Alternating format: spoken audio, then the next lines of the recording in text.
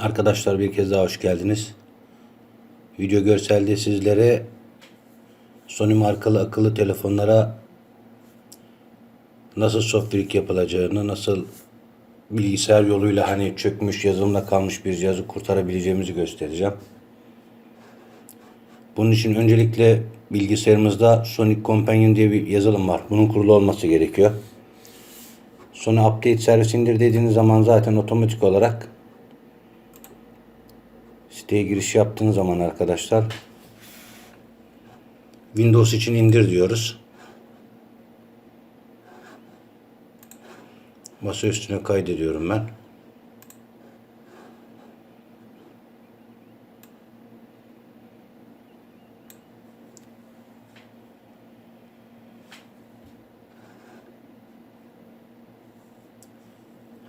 Uygulama arkadaşlar 79 MB'lık bir uygulama. Çok da büyük bir dosya değil. Bu uygulama Sony cihazların arkadaşlar hani %80'den fazlasını destekliyor. Soft brick olmuş yani yazılımsal güncelleme yaparken göçmüş ya da herhangi bir uygulamayı kurarken kaldırırken bozulmuş cihazları bununla kurtarabiliyorsunuz arkadaşlar. Sonuçta hani Türkiye'ye yasal yollardan girmiş bir cihazın zaten güncellemesi otomatik olarak geliyor. Bunu Wi-Fi bağlantısı yaparak cihazın içinden hani update kısmından otomatik olarak yapabiliyorsunuz ama bu program hem güncelleme yapıyor hem de yani benim için zaten önemli olan o soft brick dediğimiz cihazın yazılımsal olarak hani çökmesini de onarabiliyorsunuz. Bu noktada arkadaşlar hani tamir açısından kendi cihazınızı kurtarmanız açısından da size yardımcı oluyor. Zaten orijinal Sony'nin kendi servis tool'u olarak da geçiyor bu.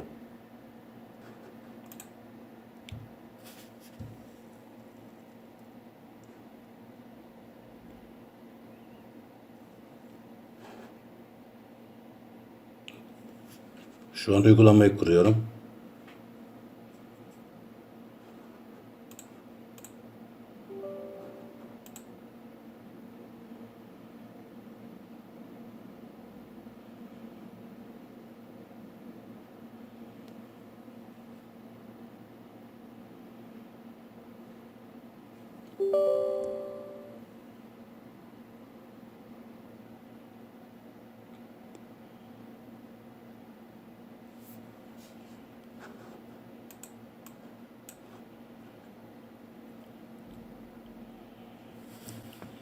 Bu uygulamanın, programın bilgisayarınızda kurulu olmadığını düşündüğüm için arkadaşlar özellikle hani indirme ve kurulum safhasından başladım videoya.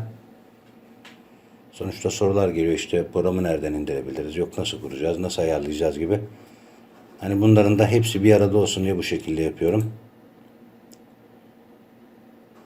Masaüstüme zaten kısa yol attı.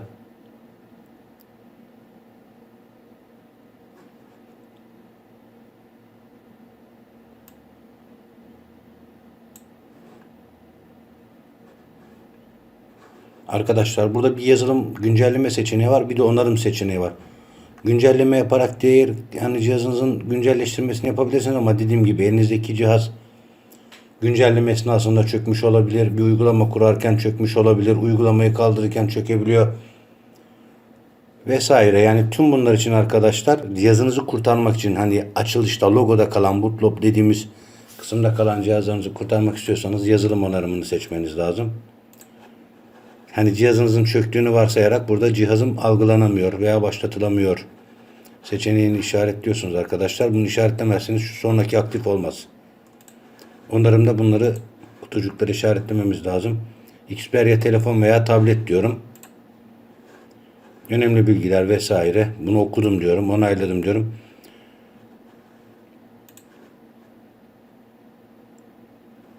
Yine burada biraz beklememiz lazım.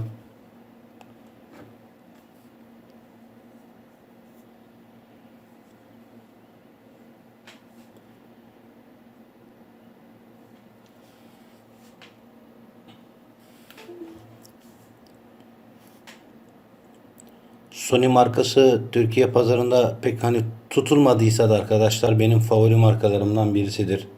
Hani akıllı telefonları gerçekten çok iyi.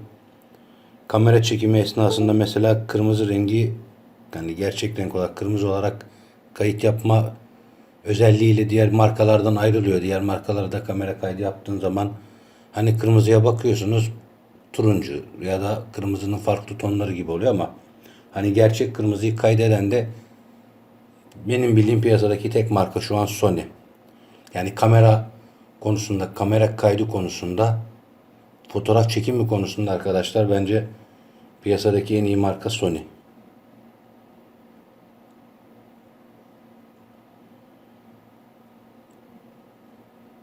Ha tabii Sony'ci de değilim ben.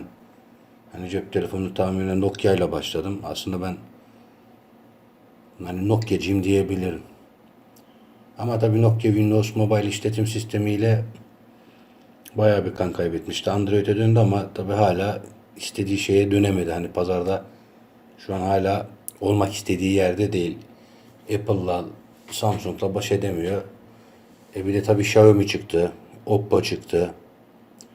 Hani Çinli büyük markalar çıktı. Yine Huawei firması çıktı.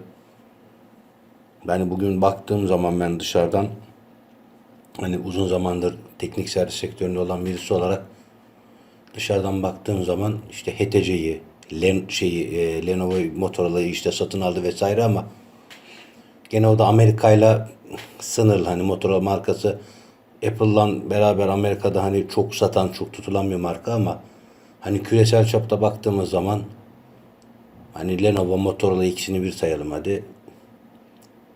Kesinlikle rekabet edemiyor. Ondan sonra HTC zaten şey yaptı. Yine dediğim gibi büyük oyuncularla rekabet edemiyor. Sony yine Türkiye pazarında öyle çok aktif değil. Yok çekildi, çekiliyor, işte çıktı vesaire.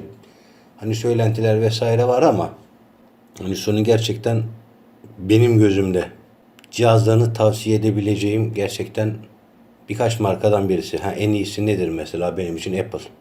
Hani Steve Jobs'un vizyonuyla zaten hani şu an aramızda değil, keşke aramızda olsa ama onun vizyonuyla rekabet edebilecek ben hani bir akıllı telefon üreticisi diyeyim. Parantez içerisinde hiçbir marka yok benim gözümde. Apple'dan sonra da kim var? Ben Sony var diyorum ama Sony maalesef ülkemizde istediği yerde değil. Sony'den sonra da tabii ki Samsung diyebilirim, Xiaomi diyebilirim.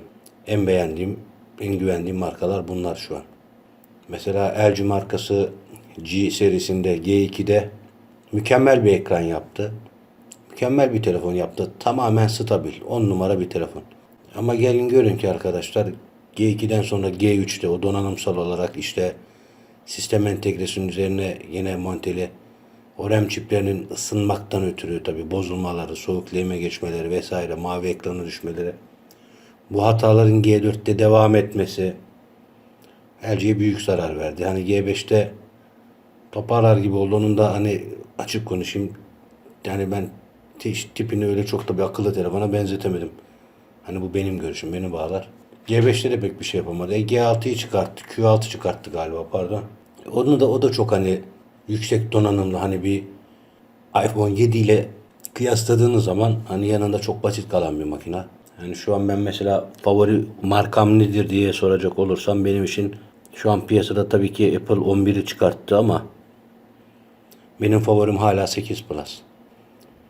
Yani benim için şu an hani 2020 yılında bile kullanılacak en iyi telefon.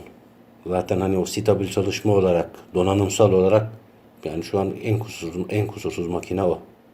Samsung'dan mesela hani bunu yani ispat et yani hani neye dayanaraktan söylüyorsun bu şekilde rahat konuşuyorsun diyenler olabilir. Buna da şunu söyleyebilirim arkadaşlar. Mesela Samsung'dan Huawei'ye ki yani yeni model 2019 model iki Samsung'la Huawei arasında dosya transferi yapıyorum mesela. Sallıyorum işte 800 tane fotoğraf. Bunu Apple'dan Apple'a yapıyorum aynı dosyaları 800 tane fotoğrafı. Samsung Huawei'ye sallıyorum 3 dakikada 5 dakikada gönderiyorsa hani aynı şeyi siz de deneyebilirsiniz. iPhone 7'den iPhone 8 Plus'a yani yarısını bırakın arkadaşlar. 3'te 1 hatta 4'te 1'e yakın zamanda geçiyor. Hem o hazırlıyor, işliyor. Gönderecek cihaz onu işliyor. Gönderiyor, diğer cihaz onu işliyor ve hafızasını alıyor. Yani tüm bunlar Samsung'dan Huawei'ye giden zamanın 4'te 1 zamanında iPhone 7 ve 8 arasında gerçekleşebiliyor. Arkadaşlar şimdi onarım kısmına geldik. Bakın buradaki yönergeleri dikkatli okuyun. İşte bilgisayar cihazınızı kapatın. 5 saniye sesli bir tuş basılı olsun. Ses kısmı tuşuna basılıyken cihazımı USB'ye bağlayacağım. Buradaki yönergeler sizi yönlendiriyor zaten arkadaşlar. Dikkatli okursanız zaten hata yapma şansınız yok. Ses kısmaya basılıyken cihazımı USB'ye bağladım. Bilgisayarım gördü. Driver'larım zaten benim kuruluydu. Kişisel içeriğimin kaybolacağını anladım diyor. Arkadaşlar burada yapacağı, yani bunu söylemesinin sebebi şu. Cihazımı ben hani onarım modunda, kurtarma modunda yazılımı yönlendirdiğim için yazılım buna direkt Stockholm full yazılım atacak. Ve bu durumda ne oluyor arkadaşlar? Cihazın içerisindeki daha önce yüklenmiş olan fotoğraflar, rehberler vesaire vesaire tamamı silinecek. Zaten elimizde softbirik dediğimiz hani yazılımsal olarak göçmüş ama boot kısmı sağlam. Yazılımı o başlatılabilir moda sokabildiğimiz bir cihaz olduğu için arkadaşlar hani bunu kabul etmek zorundayız. Hani bunun dışındaki alternatifler cihazın NAND çipinin sökülüp içerisindeki datanın alınması vesaire, ama tabi bunun video ile konuyla alakası yok. Hani o şeyi yapan profesyonel insanlar da var ama ben bu videoda onu anlatmıyorum. Direkt cihazımızı hani bu tür şartları kabul ederek softbirik moddan kurtarma, cihazımızı kurtarmayı gösteriyorum. Sonraki dediğimiz zaman arkadaşlar bakın yazılımın sürümünü diyor. Modeli zaten otomatik olarak kendisi yazılım belirliyor. Kendisi seçiyor cihazın içinden okutarak. Yükleyeceği yazılım sürümünü söylüyor. Bu zaten en güncel yazılım arkadaşlar. Şu an benim seçtiğim modelde Sony cihazında en güncel yazılım sürümü bu. Bu kendi serverından indirerek yüklüyor. Bu işlemi de yaptıktan sonra sonraki diyorum arkadaşlar. Xperia cihazınız onarılıyor diyor. Zaten bundan sonrasını yazılım kendisi yapıyor. Sohbetimize devam edelim isterseniz. Ben videomun konusu her ne kadar Sony bir cihazı yazılımsal olarak kurtarmayı, onarmayı anlatıyorsam da yine burada tabii ki hani dükkandaki çektiğim videolarda genelde gürültü olduğu için ortamda işte müşterilerin sesi oluyor, yoldan geçen araçlar vesaire. Hani oradaki sesi mecburen kapatıp müzik ekliyordum. Evdeki videoları arttırdıkça da tabii ki yani böyle sohbet tadında olacak. Anlatacağım. Tecrübelerimi paylaşacağım vesaire ya da yaptığım işlemi anlatacağım. Hani böylesi daha keyifli oluyor. Daha izlenilebilir oluyor. Ekranda bir şeyler dönüyor ama geri planda müzik çalıyor. Konuşan yok, eden yok, anlatan yok. Ona ben de aslında karşıyım. Ondan ben de tat almıyorum ama kanalı boş bırakmaktansa en azından hani hem insanlar o şekilde de olsa istifade edebilirler düşüncesindeyim. Hani Sony markasına dönecek olursak dediğim gibi hani küresel manada bile benim için aslında Sony hak ettiği yerde değil. Çok daha iyi yerleri hak ediyor. Hatta bence 2 numara diyorum size arkadaşlar. Bunu daha önce de söyledim. Bence 1 numara Apple, 2 numara Sony dünyada. 3 numara kim? İster Sony deyin, ister Samsung deyin, isterseniz Xiaomi deyin. Hani ne derseniz deyin. Hani bu hani lafını da bırakmam lazım. Hani aşırı derecede hani kullanıyorum. Bu da benim terk etmem gereken bir şey, kabul ediyorum. Sony'den sonra kim gelebilir arkadaşlar? Xiaomi gelebilir mesela. Xiaomi de bence çok iyi bir marka. Xiaomi'den başka ne var? Huawei markası var. Ama Huawei de kendi hani işletim sistemine dönecekti. Bazı işte o Çin ile Amerika arasındaki sıkıntılar, işte Huawei'nin yöneticisinin Amerika'da gözaltına alınması, işte Trump'ın bu noktadaki eleştirileri, Huawei markasına zarar verdiyse de arkadaşlar, aslında zarar verdi de denemez. Bence reklamı oldu.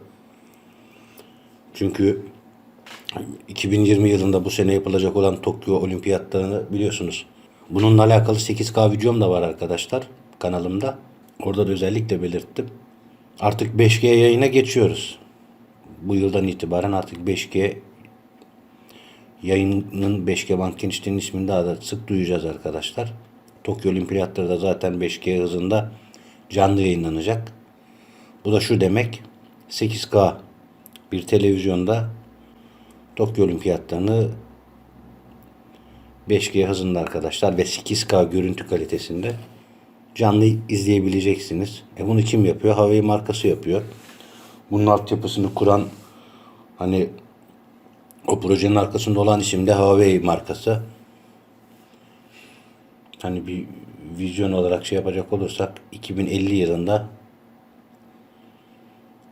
Huawei şirketi hani bir devlet gibi bir şey olacak gibi geliyor bana. Hani bir onların videosunda da anlatılacak şeyler mi bunlar? Hani oradan oraya, oradan oraya, oradan oraya. Dediğim gibi arkadaşlar, biraz da sohbet havasında olmasını istediğim için ve dükkanda çektiğim videoları da maalesef seslendiremediğim için bilgisayarda beklerken bunları da anlatmayı aslında hoş görüyorum. Ben bu videoyu hazırladıktan sonra montajında ne bileyim işte bunu bir 5 dakikaya, bilemediniz hadi 10 dakikaya indirgeyip öyle de yayınlayabilirim. Buna gerek var mı? Bilmiyorum ki. Gerek de olmayabilir. Gerçi bu şekilde de şu an 21 dakika oldu. Daha da gidiyor. Bunu bekleyeceğiz. Bu herhalde bir saatlik bir video olacak. Bunu da kimse izlemez. Dinlemez beni herhalde bu kadar. Bunun dışında düşündüğüm zaman, gerçi video çekiyorum sanki kendi kendime konuşuyorum. Biraz da öyle oldu ama bunun dışında arkadaşlar, geleceğe yönelik hani markaların gelişimi ve vizyonlarına baktığım zaman bildiğim kadarıyla, gözlemlediğim kadarıyla, hani sonuçta bu bireysel, hani kendimi bağlayan fikirler olsa da bu teknoloji yarışında ne olur diye soracak olursanız, artık arkadaşlar kesinlikle ve kesinlikle kalitesiz olan bir şeyin, kötü olan bir şeyin ayakta kalma şansı yok. O günler geçti. O günler geçti arkadaşlar. Artık kesinlikle ve kesinlikle insanlar, özellikle yeni nesil, yeni jenerasyon o denli farkındalık sahibi ki, o denli hani ihtiyaçlarını, o denli standartlarını yükseltti ki, çıtayı o denli yükseltti ki, hani ben 1980 kuşağıyım, 80 doğumluyum. Biz 90'larda hani misket oynayarak büyüdük. Hani biz 10 yaşımızda arkadaşlar, 3-5 arkadaş bir araya gelirdik.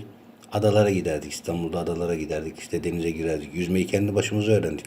Şimdiki çocuklara baktığımız zaman hani böyle bir şey, 10 yaşında bir çocuğun 3 arkadaş Kınalıada'ya denize gidecek. Bu mümkün mü? İmkansız. Böyle bir şey yok. Hani ben evlendim, 13 yaşında bir kızım var. Mümkün değil yani, böyle bir şey duysam ben aklımı yitiririm. Tabii biz o zaman tabii çocuk olduğumuz için aklımız bunlar ermiyor ama tabii o zaman dünya farklıydı. O zaman dünya farklıydı. O zaman hani bir BMX bisikleti olan şanslı bir çocuktu ama şimdi baktığımız zaman evinde işte PS4 vesaire olanlar artık hani şanslı görülüyor. Ya da akıllı telefonu vesaire, hani sürekli sosyal medyayla kullandıkları için, sürekli yeni çıkan oyunları takip ettikleri için kendi çocukların kendi aralarındaki gündemine, yok bugün işte şu oyunda şunu başardım, bu oyunda bunu başardım, işte şu turnuvalara katıldım ya da bu oyundaki şu ödülleri aldım gibi şeyler konuşuyorlar çocuklar. Ben 39 yaşındayım. 10 yaşında çocuklarla mahallede gördüğüm zaman, sohbet ettiğim zaman hani neler konuşuyorlar, kendi aralarında neleri paylaşıyorlar diye hani merak da ettiğim için biz mahalle maçı yapardık gazozuna. Şimdiki çocuklar, hani isimlerini de bilmiyorum gerçi, hani oyunların isimlerini de bilmiyorum. Oynamayı da pek beceremiyorum. Popüler oyunlarla alakalı konuları konuşuyorlar. Yok şunu kastın, yok bunu kastın, yok bana şunu gönder, bunu gönder. Şimdi bakıyorum arkadaşlar, 10 yaşında çocuklar, 15 yaşında çocuklar, ki bunlar genç aslında, 15 yaşında delikanlı denilebilir, artık çocukluk kalmıyor 15 yaşında da. Beklentileri çok yüksek. Bizim için LG G2 mükemmel bir telefonken gençliğimizde, Note 2 mükemmel bir telefonken, yani bunlar o zaman amiral cihazlar, hani şu an bile kabul gören cihazlar. Ben bugün dükkanımda hani yasal yollardan ithalat kayıtlı, elimde 1000 tane G2 olsun, 1000 tanesi de satılabilir. Hiç yani bunu tereddüt etmiyorum. Üsküdar çarşıda, Kadıköy çarşıda, Ümraniye çarşıda, Maltepe çarşıda fark etmez. 1000 tane LG G2'yi koy dükkana satarsın. 1000 tane Note 2'yi koy satarsın. Bunlar bizim hani gerçekten en beğendiğimiz, en böyle donanımsal olarak en stabil bildiğimiz cihazlardı. Hani tabii ki biz işin içinde de olduğumuz için anlıyoruz, hani işlemcisi, nantı, işte RAM'i, ekranı, bunları bir araya koyduğumuz zaman mesela işte cihazın içerisinde Qualcomm işlemci var. Cihazın ekranı Super AMOLED. İşte cihazın sallıyorum 32 GB belleği var. İşte RAM'i 4 GB. Tamam da bizim için mükemmel bir cihaz. Ama bugünkü çocuklara soruyorum ben bunu. Ya o telefon mu ya diyorlar. Ne diyor? 4 GB RAM'i var diyor. Ha 16 GB hafıza nedir ki diyor. 16 GB hafızayı beğenmiyorlar. Karnediyesi babasıyla telefon almaya geliyor mesela. Söylüyor bana abi diyor onun işte belli dahil hafızası kaç GB? 32 GB diyorum azmış. 64 GB'ı var mı diyor. Çıtalar yükseldi. Artık 6 GB RAM'ler, 12 GB RAM'ler kabul görüyor. Tüm bunlara da baktığımız zaman arkadaşlar bu üreticilerin bu pazarda ayakta kalmaları için ben şunu söylüyorum. Yani bunu iddia da ediyorum. Hani 2020 yılından sonra cihazın dahili hafızası 64 GB. RAM'i 12 GB. Hatta 64 GB bile değil. Hani 128 GB diyelim buna. 12 GB RAM. Hani işlemcisi işte Qualcomm'un gene 8 çekirdekten aşağısını kabul edilmeyecek. Ekran olarak da artık teknoloji, yine ekran tanıtımı yaptığım bir videom var. LCD, IPS, TFT ekran nedir gibi. Mikroled ekran teknolojisi başladı arkadaşlar. 8K görüntü kalitesi ve ötesini mikroled ekranlarda seyredeceğiz. Bunları işin hesabı içine kattığımız zaman bilinçli olarak cihaza bir de mikroled ekran koyduğumuz zaman hani böyle o diyeceğimiz cihazlar bunlar. 2025 yılında, 2025 yılından sonra 2030'a doğru artık yani elit makineler hep mikroled ekranlı olacak. RAM'ler artık 12 GB'lar bile basit kalacak o zaman. Yani en az 32 GB RAM'ler olacak. 1 TB'dan aşağı hani gene NAND bellek dahil hafızalar olmayacak. Ben belli bir şeyden sonra artık arkadaşlar SD karta ihtiyaç kalacağına da inanmıyorum. Artık bu SD kart dediğimiz bu harici bellekler türevleri artık bunu SD kartların farklı çeşitleri de var. Bunlar artık bence ortadan kalkacak arkadaşlar. Bunlara gerek kalmayacak. Zaten 5G yayın başladı. Mikroled ekranlar çıktı. Bunları araştırın. 5G nedir? 8K nedir? Mikroled nedir? Bunlarla alakalı ben hani buna vizyon mu dersiniz, ileri görüş mü dersiniz bilmiyorum ama ben bütün bunlar artık konuşulacağı için bunlarla alakalı çok böyle kapsamlı olmasa da videolar çektim, hazırladım şimdiden. Bu Wi-Fi konusunu da yine işledim. O da internetin çekmediği yerlerde Wi-Fi ağ üzerinden iletişim kurmayla alakalı. Şu an reklamlarda da dönüyor, asansörde kalan insanlar Wi-Fi'ye bağlanıp işte arıyorlar. Hani sürekli bir vizyon sahibi olun arkadaşlar, ileri görüşlü olun. Teknolojide daima arkadaşlar çıta yükselir. Hiçbir zaman çıta aşağıya doğru inmez. Daima yukarı doğru çıkar. İşlemcilerin çekirdek sayıları artacak. Mikroled ekran da geliştirilecek. 8K da artık 10K. Artık onun devamı artık 12K mı gelir? Farklı bir boyut mu kazanır? Ekran ortadan kalkar da daha farklı bir teknolojiye mi dönülür? Onları çok bilmiyorum. Bunları takip etmek lazım teknoloji sitelerinden. Daima çağı yaşamaya bakın arkadaşlar. Zamanınızın en üstün teknolojilerini anlamaya çalışın. Kullanmaya çalışın. Adapte olun. Bunlara da dikkat etmenizi tavsiye ediyorum. Arkadaşlar umarım video yararlı olmuştur. Yararlı olduğunu düşünüyorsanız videoyu beğenerek, hani fikirlerinizi yoruma belirterek destek olursanız sevinirim. Kanala abone olmanızı da rica ediyorum. Çünkü yapacağınız beğeniler ve yorumlar videonun görünürlüğünü de arttırıyor arkadaşlar. YouTube algoritmaları işte yorum yapılan yorumlara cevap verilen, beğenilen vesaire videoları arkadaşlar aktif olarak değerlendirdiği için hani listelerde daha üst sıralara alıyor. Bir sonraki videoda görüşmek üzere arkadaşlar. Son noktasında da söyleyeceğim son söz. Yani daha demin de söyledim, benim için dünyadaki yeni ikinci marka. Hani Sony akıllı telefonu kullanıyorsanız bu video bir reklam değil. Gerçekten en iyi markalardan birine sahipsiniz. Hoşça kalın.